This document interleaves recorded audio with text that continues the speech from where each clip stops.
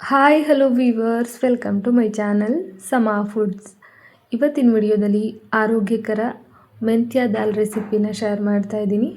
ತುಂಬಾ ಚೆನ್ನಾಗಿರುತ್ತೆ. ನಾನು ಮಾಡೋ ವಿಧಾನದಲ್ಲಿ ಒಂದ್ಸಲ ಮೆಂತ್ಯ ದಾಲ್ನ ಮಾಡಿ ನೋಡಿ, ಖಂಡಿತವಾಗ್ಲೂ ಇಷ್ಟಪಡ್ತೀರಾ. ಇದನ್ನು ಮಾಡೋದಕ್ಕೆ ಮೊದಲಿಗೆ ಒಂದು ಕುಕ್ಕರ್ನ ಇಟ್ಕೊಂಡಿದ್ದೀನಿ. ಕುಕ್ಕರ್ಗೆ 1/4 ಕಪ್ ಆಗುವಷ್ಟು ತೊಗರಿ ಬೇಳೆನ ಸೇರಿಸ್ತಾ ಇದ್ದೀನಿ. ನಾನಿಲ್ಲಿ 2 ಥರದ ಬೇಳೆನ ಉಪಯೋಗಿಸ್ಕೊಂಡು ಈ ದಾಲ್ನ ಮಾಡ್ತಾಯಿದ್ದೀನಿ. ಹಾಗಾಗಿ ಸ್ವಲ್ಪನೇ ತಗೊಂಡಿದ್ದೀನಿ.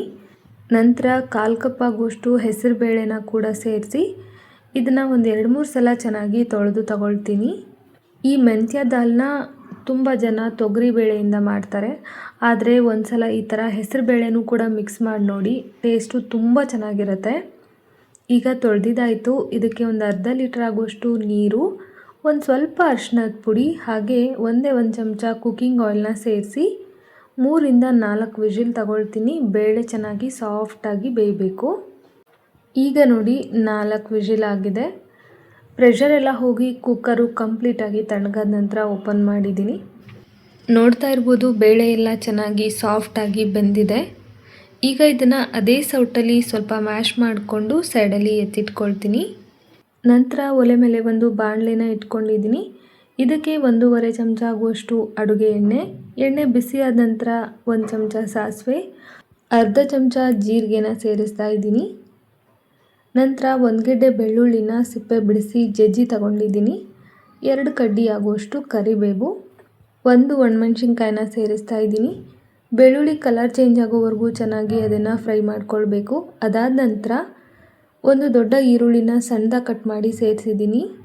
ಜೊತೆಗೆ ಒಂದೇ ಒಂದು ಹಸಿರು ಮೆಣಸಿನ್ಕಾಯಿನ ಕೂಡ ಸೇರಿಸಿ ಈರುಳ್ಳಿ ಕಲರ್ ಎಲ್ಲ ಚೇಂಜ್ ಆಗಿ ಚೆನ್ನಾಗಿ ಅದು ಫ್ರೈ ಆಗಬೇಕು. ಅಲ್ಲಿವರೆಗೂ ಅದನ್ನು ಫ್ರೈ ಮಾಡ್ಕೊಳ್ಳಿ. ಈಗ ನೋಡ್ತಾ ಇರ್ಬೋದು, ಈರುಳ್ಳಿ ಕೂಡ ಚೆನ್ನಾಗಿ ಫ್ರೈ ಆಗಿದೆ. ಇಷ್ಟಾದರೆ ಸಾಕು. ಈಗ ಇದಕ್ಕೆ 1 ಕಟ್ಟಷ್ಟು ಮೆಂತ್ಯ ಸೊಪ್ಪನ್ನು ಚೆನ್ನಾಗಿ ಸಣ್ಣದಾಗಿ ಬಿಡಿಸಿ ವಾಶ್ ಮಾಡಿ ಹಾಗೆ ಸಣ್ಣದಾಗಿ ಕಟ್ ಮಾಡ್ಕೊಂಡು ತಗೊಂಡಿದ್ದೀನಿ.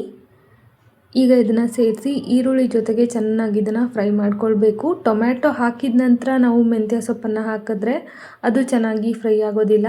ಈ ಥರ ಎಣ್ಣೆಯಲ್ಲಿ ಈರುಳ್ಳಿ ಜೊತೆಗೇ ಫ್ರೈ ಮಾಡಿಕೊಂಡ್ರೆ ತುಂಬಾ ರುಚಿಯಾಗಿರುತ್ತೆ ಮತ್ತು ಮೆಂತ್ಯ ಸೊಪ್ಪಿನ ಕಹಿ ವಾಸನೆ ನಮಗೆ ಗೊತ್ತಾಗೋದಿಲ್ಲ. ಈಗ ನೋಡಿ, ಮೆಂತ್ಯ ಸೊಪ್ಪು ಕೂಡ ಚೆನ್ನಾಗಿ ಫ್ರೈ ಆಗಿದೆ. ಈಗ ಇದಕ್ಕೆ 2 ಹುಳಿ ಟೊಮ್ಯಾಟೊನ ಸಣ್ಣದಾಗಿ ಕಟ್ ಮಾಡಿ ಸೇರಿಸಿದ್ದೀನಿ. ಹಾಗೆಯೇ 3 ಚಮಚ ಆಗುವಷ್ಟು ಉಡುಪಿ ಸ್ಟೈಲ್ ಸಾಂಬಾರ್ ಪೌಡರ್ನ ಸೇರಿಸ್ತಾ ಇದ್ದೀನಿ. ಮೊನ್ನೆ ತಾನೇ ಮಿಕ್ಸಿ ಜಾರಲ್ಲಿ 2 ತಿಂಗಳಿಗಾಗುವಷ್ಟು ಉಡುಪಿ ಸ್ಟೈಲ್ ಸಾಂಬಾರ್ ಪೌಡರ್ ಅಂತ ಹೇಳಿ ರೆಸಿಪಿನ ಶೇರ್ ಮಾಡಿದ್ದೆ. ಇನ್ನೂ ಯಾರ್ಯಾರು ಆ ವಿಡಿಯೋನ ನೋಡಿಲ್ವೋ ನೋಡಿ ಒಂದ್ಸಲ ಟ್ರೈ ಮಾಡಿ. ಸೂಪರಾಗಿದೆ ಮಾತ್ರ ಸಾಂಬಾರ್ ಪೌಡರು. ಈಗ ಇದಕ್ಕೆ ರುಚಿಗೆ ತಕ್ಕಷ್ಟು ಉಪ್ಪನ್ನು ಸೇರಿಸಿ ಚೆನ್ನಾಗಿ ಮತ್ತೊಂದು ಸಲ ಇದನ್ನೆಲ್ಲನೂ ಬಾಡಿಸ್ಕೊಳ್ಬೇಕು. ಟೊಮ್ಯಾಟೊ ಸಾಫ್ಟ್ ಆಗಬೇಕು. ಹಾಗಾಗಿ ಒಂದು ಸ್ವಲ್ಪ ನೀರನ್ನು ಸೇರಿಸ್ತಾ ಇದ್ದೀನಿ. ಸಾಂಬಾರು ಪುಡಿಗೆ ನಾನು 2 ಥರದ ಮೆಣಸಿನ್ಕಾಯಿನ ಹಾಕಿದ್ದೆ. ಖಾರ ಸರಿಯಾಗಿದೆ, ಹಾಗಾಗಿ ಮತ್ತೆ ನಾನು ಎಕ್ಸ್ಟ್ರಾ ಖಾರದ ಪುಡಿನ ಹಾಕ್ಕೊಂಡಿಲ್ಲ. ಒಂದು ವೇಳೆ ಸಾಂಬಾರು ಪೌಡರ್ನ ಕಮ್ಮಿ ಉಪಯೋಗಿಸಿದ್ರೆ ಸ್ವಲ್ಪ ಅಚ್ಚ ಖಾರದ ಪುಡಿ ಹಾಕ್ಕೊಳ್ಬೇಕಾಗತ್ತೆ. ಈಗ ಇದೆಲ್ಲನೂ ಚೆನ್ನಾಗಿ ಫ್ರೈ ಮಾಡ್ಕೊಂಡಿದ್ದೀನಿ. ಈಗ ಇದಕ್ಕೆ ಬೇಯಿಸಿಟ್ಕೊಂಡಿರುವಂತಹ ಬೇಳೆನ ಸೇರಿಸ್ತಾ ಇದ್ದೀನಿ. ಈ ಮೆಂತ್ಯ ದಾಲ್ನ ಆದಷ್ಟು ಗಟ್ಟಿಯಾಗಿಯೇ ಮಾಡ್ಕೊಳ್ಳಿ. ತುಂಬ ಸಾಂಬಾರು ಥರ ಮಾಡಿದ್ರೆ ಅಷ್ಟೊಂದು ಚೆನ್ನಾಗಿರೋದಿಲ್ಲ. ಇದು ಸ್ವಲ್ಪ ಗಟ್ಟಿಯಾಗಿಯೇ ಇರಬೇಕು. ಅಂದಾಗ ಇದು ರೊಟ್ಟಿ ಚಪಾತಿಗೆ ಅಥವಾ ರೈಸ್ಗೂ ಕೂಡ ಹಾಕ್ಕೊಂಡು ತಿನ್ನೋ ಥರ ಸೂಪರಾಗಿರುತ್ತೆ. ತುಂಬ ತೆಳು ಮಾಡ್ಕೊಳಕ್ಕೆ ಹೋಗಬೇಡಿ.